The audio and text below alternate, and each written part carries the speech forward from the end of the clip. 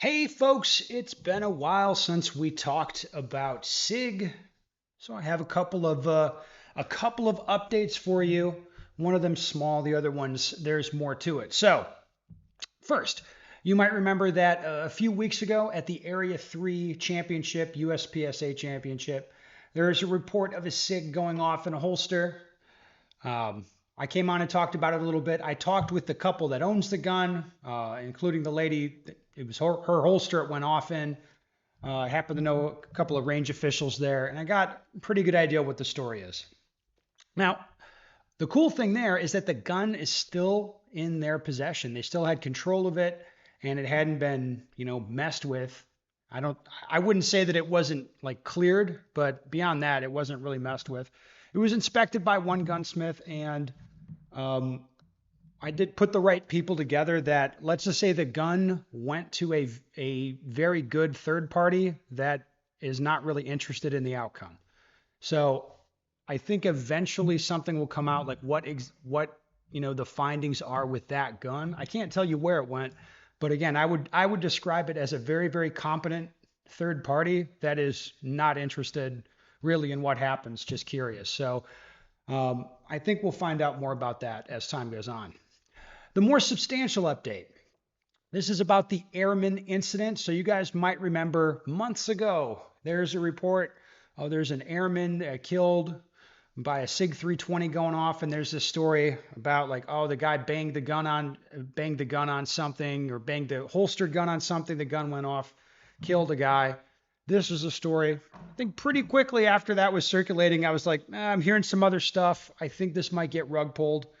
So I would just wait and see what happens here with that one particular case.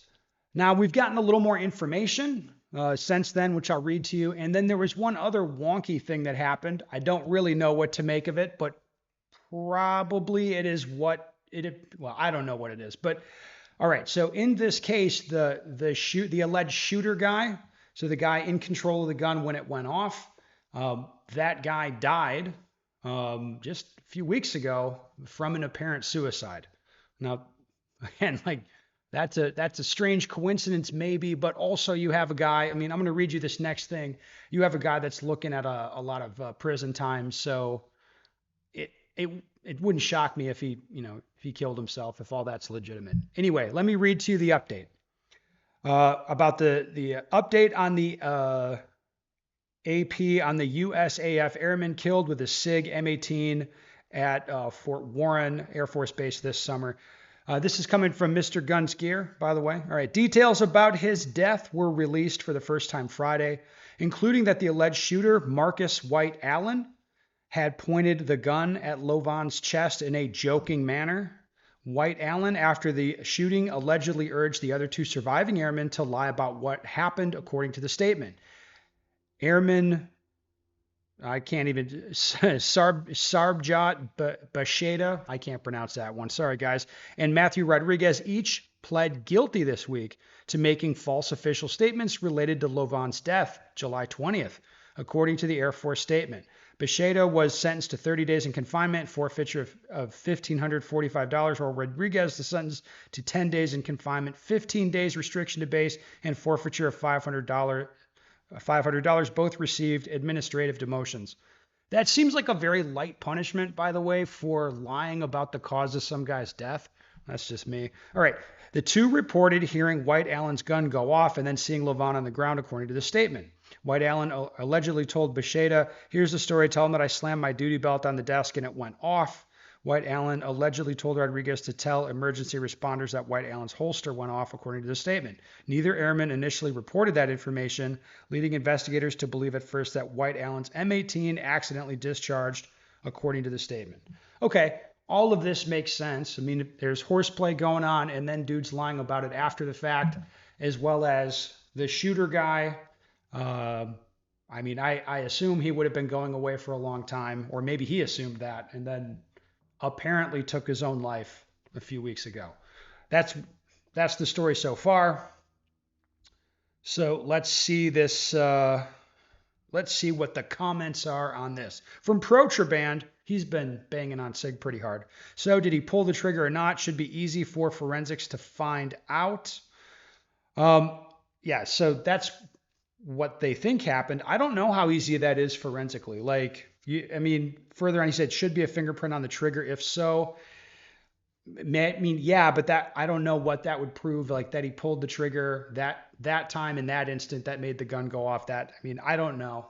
Um, I don't know how they're going to prove it at this point. It would probably be just the statements from these other guys, like maybe the shooter made some other statements that incriminated himself, or he made some kind of a confession. I don't know about that. Next comment. So y'all unbanning 320s now or what? So this is an interesting discussion. Like as far as me and my crew, we have not banned 320s yet, but probably we will. Like we've had some emails back and forth. We're going to have a discussion about it. Like one instructor in my group, his solution for this is like if you're shooting a 320, you can't start holstered. You start at low ready, and then they unload the gun when they're done shooting. It's kind of like the questions that I would have about that for him would be like, all right, if you really feel that's necessary, why would you allow the gun at all? Like that kind of stuff. So my group hasn't banned the SIGs yet, but likely will. Just FYI. Next one, I wonder how much SIG paid for this. See, and that's people are so they're distrustful of everything now, which I think is kind of good. But you know, it's like in this case, I'm not sure how warranted that is. All right, I wonder how much SIG paid them. Yeah, I don't know. I don't know about all that. The next one, the original narrative was never was believable.